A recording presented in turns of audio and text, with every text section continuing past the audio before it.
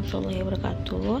Hai guys, teman-teman semua. Di video kali ini aku mau sharing pengalaman aku hysteroscopy diagnostik kemarin di RSCM Kintani.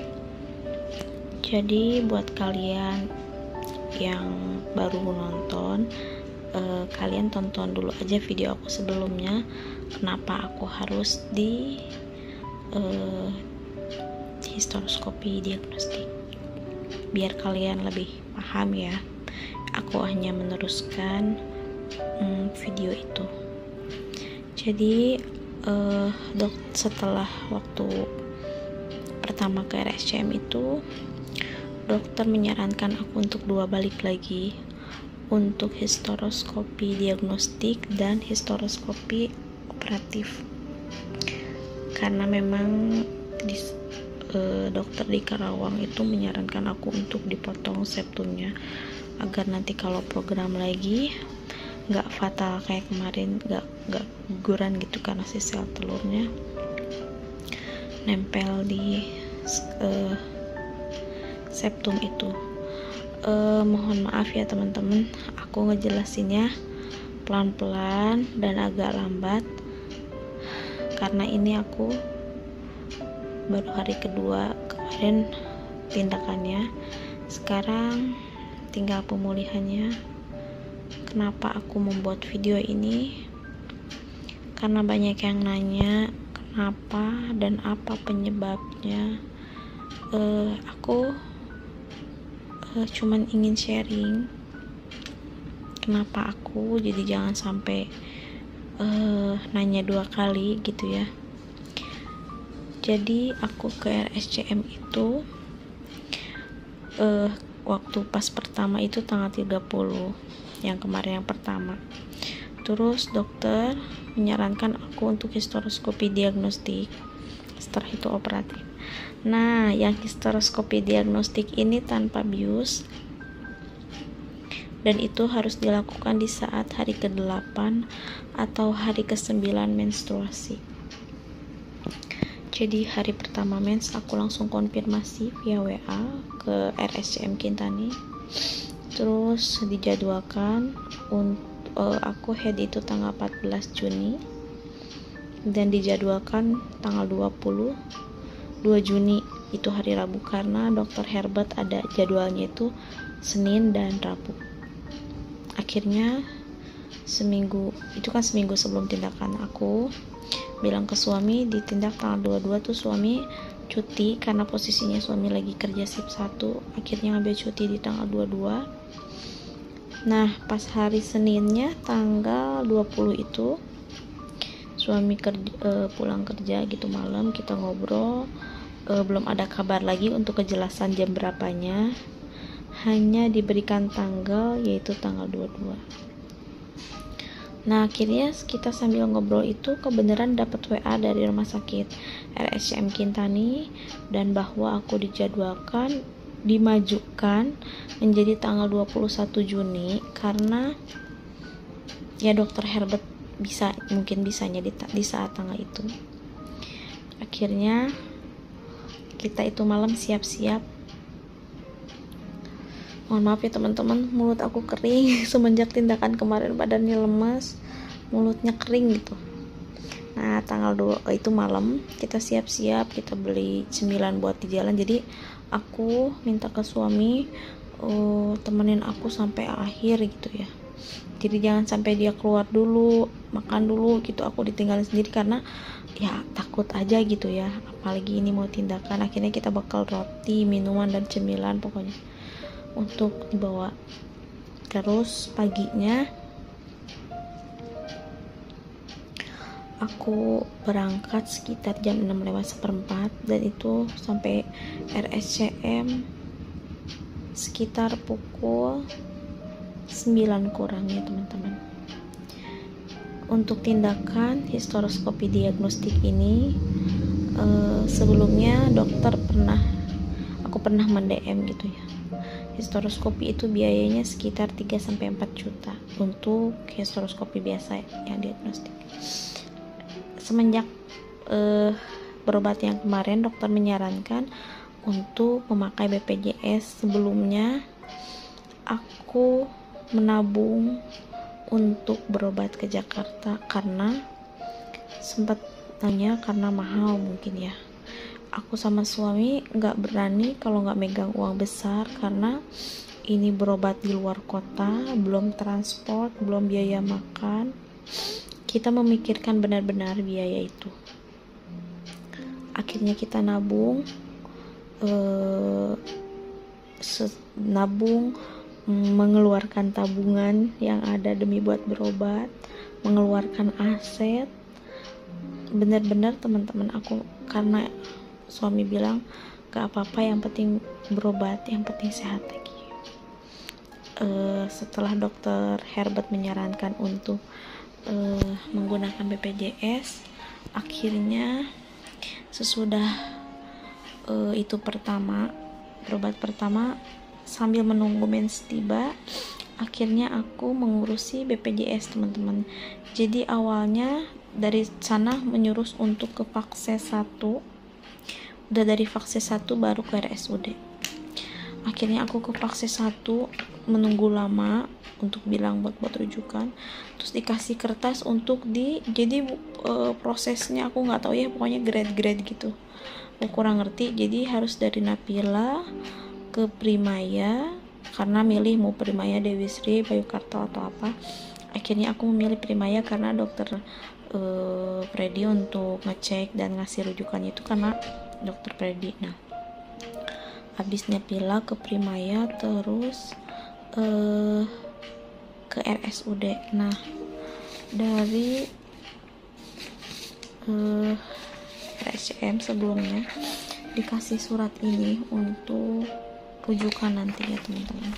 Di sini dijelaskan lagi, nanti dijelasin kenapa aku harus hysteroscopy dan dijelasin pokoknya ini apa yang harus ditindak, kenapa harus ditindak menggunakan BPJS gitu, intinya kenapa harus ada tindakan. Nah, lalu habis itu ke rumah sakit Primaya. Udah dari rumah sakit Primaya ternyata harus ke RSUD. Akhirnya dikasih lagi rujukan dari Primaya ya teman-teman. Ini aku fotokopiannya aja.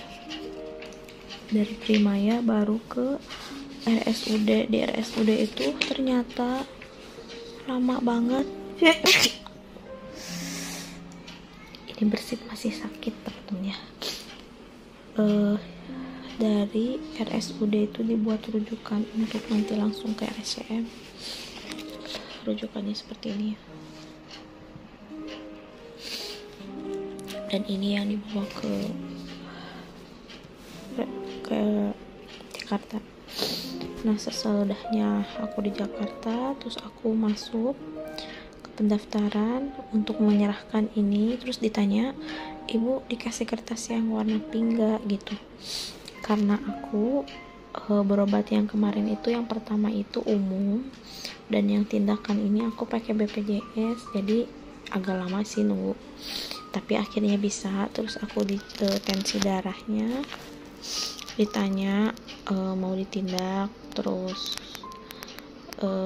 ya intinya mah tindakannya berapa lama dijelasin seperti itu. Terus aku harus nunggu, ibu kalau mau makan dulu aja gitu.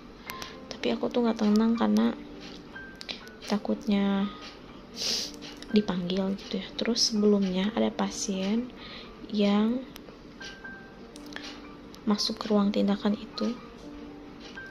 Di ruang tindakan itu sepertinya gitu ya, dia juga di hysteroscopy. Itu ibu-ibu kurang lebih mungkin umurnya 60 tahun apa 55 tahun, pokoknya udah ya orang tua gitu. Terus dia sebelum hysteroscopy itu dimasukin obat gitu ke anus, apa diminum, pokoknya aku mau dengar dia dikasih obat. Nah, waktu itu tibalah giliran aku, dibilang ditindaknya jam 11 ya bu, dokternya nanti kesini jam 11 karena aku itu pegangan dokter Herbert, mungkin dokter Herbertnya belum datang.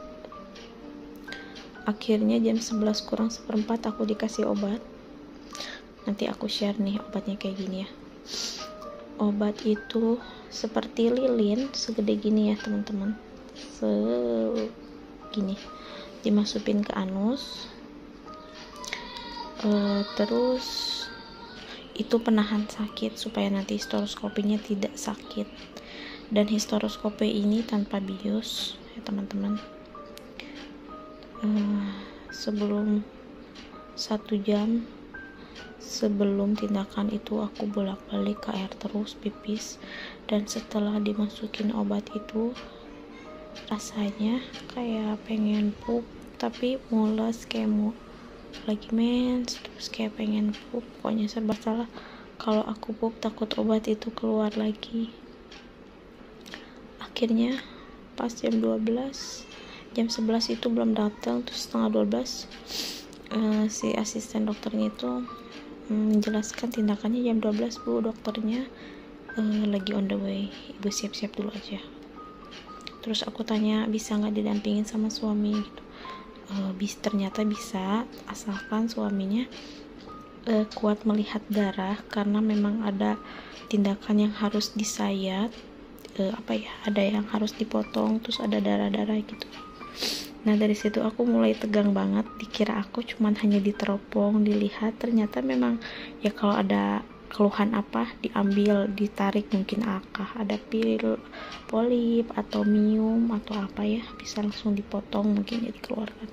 Dari situ aku mulai tegang, karena yang dipikirin itu ya tindakan tanpa bius ya, walaupun tadi ada obat yang dimasukin ya tetap aja tegang.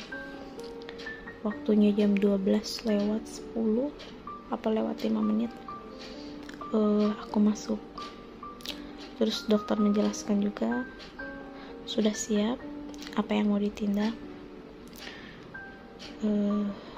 Terus aku dibawa ke ruangan untuk siap-siap dipakaikan baju pasien. Untungnya tidak dilepas baju semua, hanya bawahnya aja yang dilepas, celana dalam dan celana pakaian aku gitu ya. Terus dipakaikan baju pasien, karena aku pakai jaket, untungnya bisa nggak dilepas. Terus di ruangan itu ngangkang biasa, terus di USG transvaginal dulu untuk melihat evaluasi mungkin apanya ya dilihat, tapi itu detail banget, nggak sebentar. Terus habis itu baru dijelaskan bahwa tindakan histeroskopi itu dimulai. Untuk gambarannya nanti aku gambarin ke kalian, kurang lebih itu hanya contoh gambaran di ruangan. Kalau histeroskopi itu seperti itu.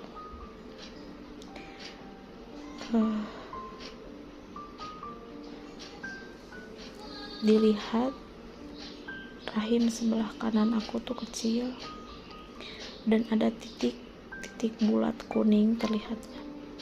Ternyata itu sisa plasenta yang mungkin masih ada sedikit yang guguran kemarin, yang anak kedua. Terus dilihat lagi rahim yang sebelah kiri,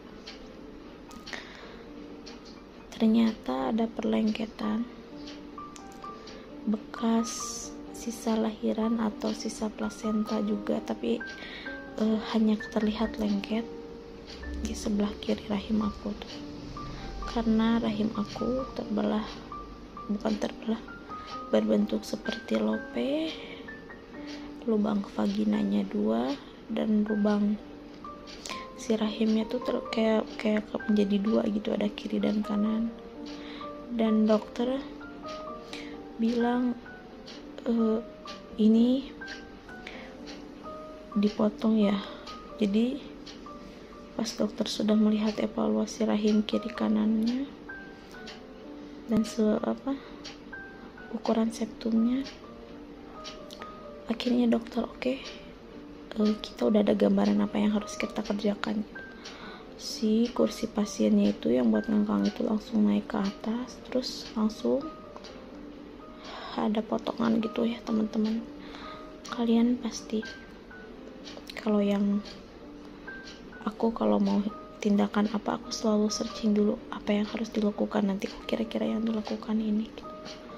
dan ternyata teman-teman itu tuh kayak dipotong-potong gitu pakai alat. Mungkin alatnya nggak seberapa ya masuk kena vagina, karena hysteroscopy diagnostik ini alat yang dimasukkan ke vagina gitu ya teman-teman. Jadi nggak ada sayatan di luar tetapi di dalamnya, dan itu rasanya kayak lahiran.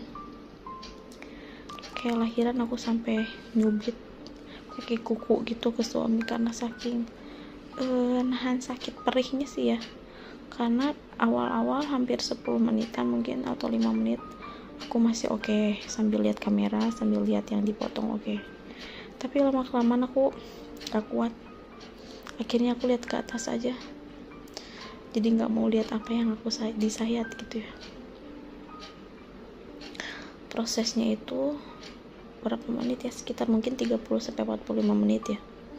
Terus udah beres, dibersihkan, terus aku pakai pembalut karena memang sebelumnya disuruh untuk bawa pembalut.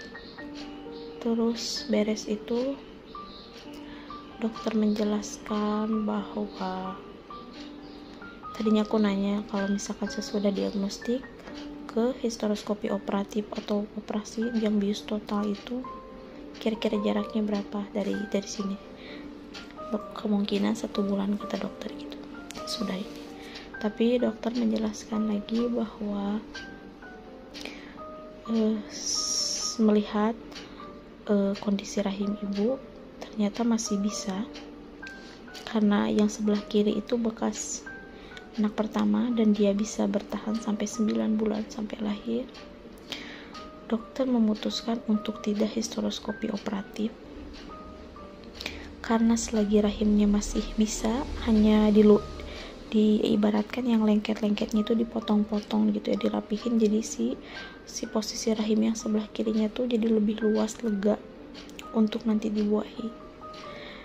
Ibu kalau mau program lagi bisa, saya tanya program dari sini ke program bulan depan juga bisa Bu, tapi aku belum sanggup ya karena posisinya mungkin belum sanggup tuh karena Yasmin masih kecil.